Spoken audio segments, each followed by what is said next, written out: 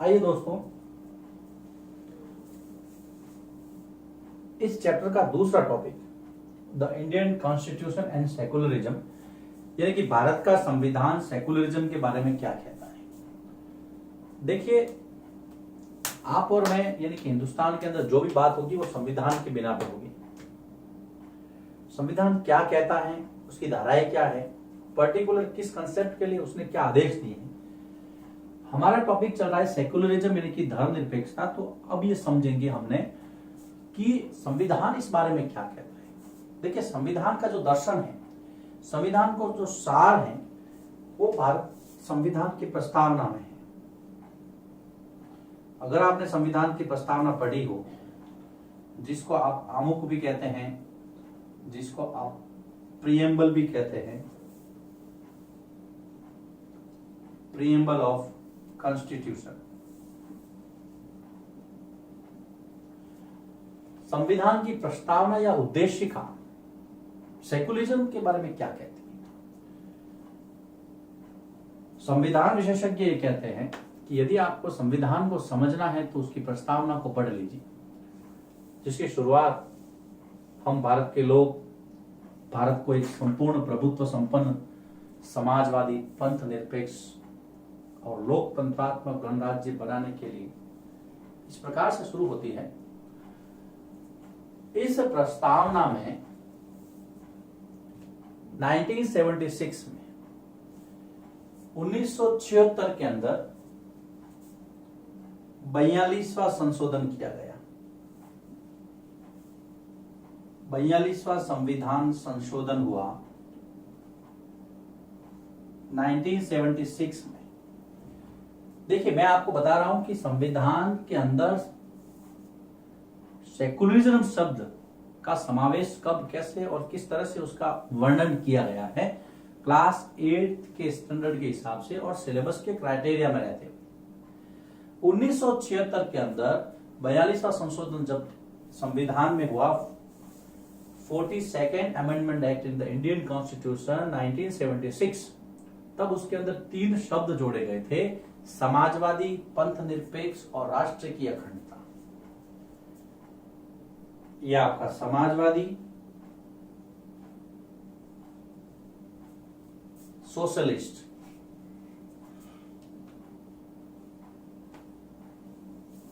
फिर जो चीज हमें चाहिए पंथ निरपेक्ष, मैंने पिछले वीडियो में जिक्र किया था, पंथ निरपेक्ष है, धर्म निरपेक्ष नहीं है, लेकिन हम उसी अर्थ में उसका इस्तेमाल कर रहे हैं, एक परंपरा बन गई और हम लोग उसका निर्वहन कर रहे हैं। समाजवादी, पंथ निरपेक्ष, राष्ट्र की अखंडता यानी कि integrity of nation,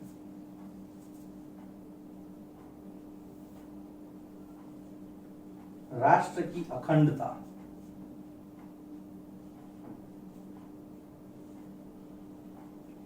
integrity of nation. अब आपको तो पंथ निरपेक्ष से काम है, ये रहा आपका पंथ निरपेक्ष। तो सबसे पहली बात तो यह है कि संविधान की उद्देशिका में यह शब्द कब जोड़ा गया, 1976। तो क्या 1976 से पहले भारत का संविधान पंथ निरपेक्ष नहीं था क्या? था। कैसे था, अभी आएगा। ये तो उद्देशिका की बात है कि पंथ निरपेक्ष शब्द 1976 में जोड़ा गया। ये इसलिए जोड़ा गया कि इस चीज की जो महत्ता है, धर्म निरपेक्षता का जो शब्द है, उसको छोटा करके आप पंथ निरपेक्षता की तरफ ध्यान दे, लेकिन पंथ निरपेक्षता का मतलब ही यहां पर धर्म निरपेक्षता से लिया गया है। अब हम आते हैं मौलिक अधिकारों पर। देखिए, टॉपिक चल रहा है भारत के संविधान में धर्मनिरपेक्ष या पंथ निरपेक्ष जो वर्णन है वो किस किस जगह है, मोटे मोटे तौर पर हमें उसका निरीक्षण करना है। जब मौलिक अधिकारों की बात होती है, भाग 3 के अंदर, संविधान का भाग 3 जो मौलिक अधिकारों की व्याख्या करता है, संविधान के भाग 3 में मौलिक अधिकार दिए हुए हैं, यानी कि फंडामेंटल राइट्स दिए हुए हैं। उसके अंदर जो अनुच्छेद 25 से 28 है, देखिए, पहला मैंने आपको समानता का अधिकार बताया था 14 से 18, दूसरा मैंने स्वतंत्रता का अधिकार बताया था 19 से 22, तीसरा मैंने बताया था शोषण के विरुद्ध अधिकार 23, 24, और चौथा मौलिक अधिकार धार्मिक स्वतंत्रता का अधिकार। ये आई ना धर्म की बात, धार्मिक स्वतंत्रता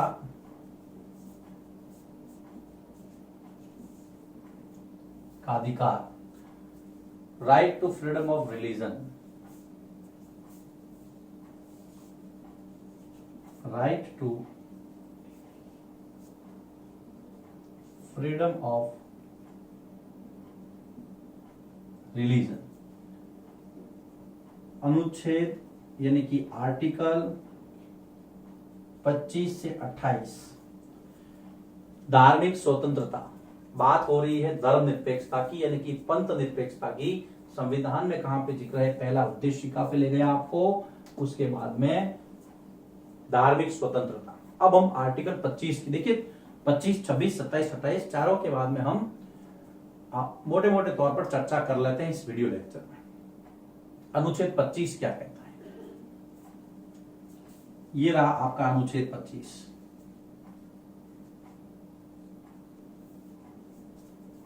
व्यक्ति को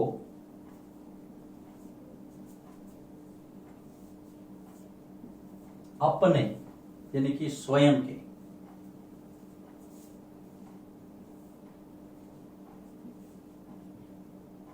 धार्मिक अंतःकरण।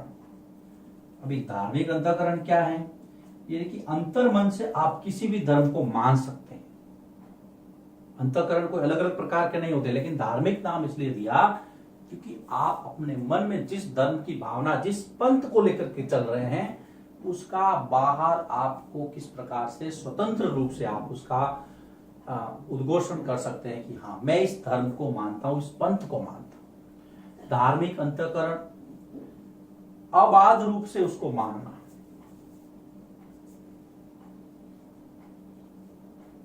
धर्म को बिना किसी रुकावट के, धर्म को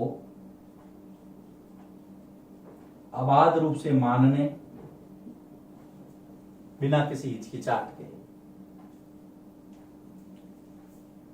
उसका आचरण करने यानी कि उसको व्यवहार में लाने और उसका प्रचार करने, ये चीजें आपको आर्टिकल 25 कहता है। अंतःकरण की स्वतंत्रता, धर्म से संबंधित, उसको मानना बिना किसी रुकावट के, उसका आचरण करना, और स्वतंत्रता धर्म से संबंधित, ये स्वतंत्रता आर्टिकल 25 देता है। लेकिन ध्यान रखिए, ये सारी आपकी स्वतंत्रताएं उस सीमा तक बाधित है जिस सीमा तक राष्ट्र की अखंडता को खतरा नहीं है। खतरा होते ही ये आपके सारे अधिकार खत्म हो जाते हैं। आपके किसी भी धार्मिक कार्य से राष्ट्र की एकता, अखंडता पर आंच नहीं आनी चाहिए। बात करते हैं आर्टिकल 26 की, अनुच्छेद 26। आर्टिकल 26 क्या कहता है? धार्मिक कार्यों के प्रबंध की स्वतंत्रता।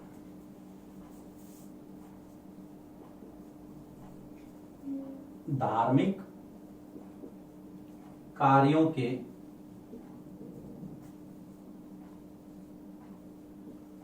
प्रबंध यानी कि उसकी मैनेजमेंट। आप अगर कोई रिलीजियस वर्क कर रहे हैं तो उसका मैनेजमेंट कर सकते हैं। धार्मिक कार्यों के प्रबंध की स्वतंत्रता, इसके अंदर धार्मिक संस्थाएं आ गई, इसके अंदर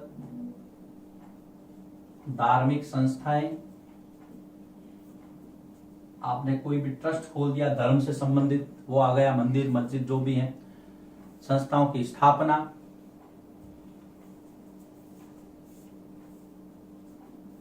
उसको आगे ले जाना यानी कि उसका पोषण करना, ट्रस्ट बनाना। अब ट्रस्ट बनेगा तो पैसा भी आएगा यानी कि संपत्ति का अर्जन करना, संपत्ति अर्जन यानी कि इकट्ठा करना, संपत्ति अर्जन करने के बाद में उसका प्रशासन,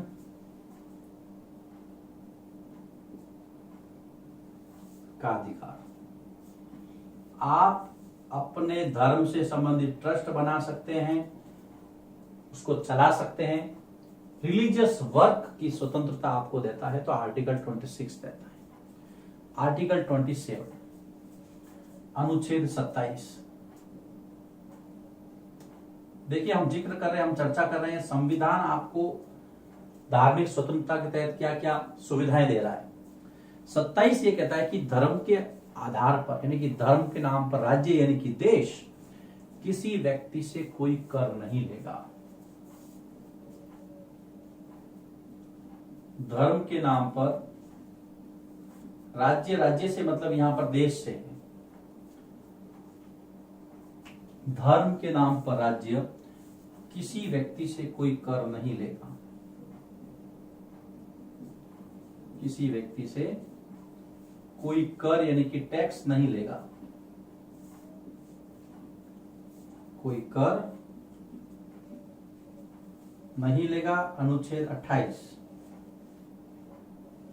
आर्टिकल 28 क्या कहता है? लास्ट, राज्य द्वारा संचालित किसी भी संस्था में कोई धार्मिक शिक्षा नहीं दी जाएगी।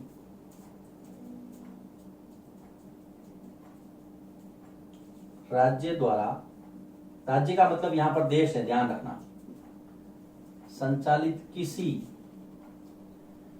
यानी कि सरकारी संस्था हो गई है ना, किसी भी संस्था में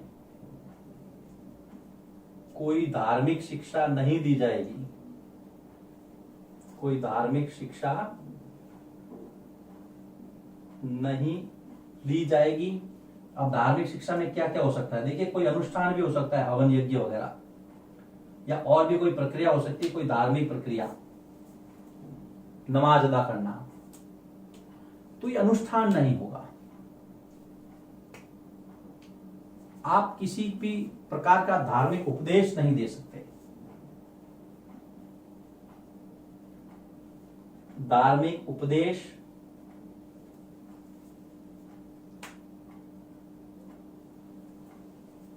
बलात् यानी कि जबरदस्ती सुनने हेतु किसी को मजबूर यानी कि एनफोर्स नहीं किया जाएगा।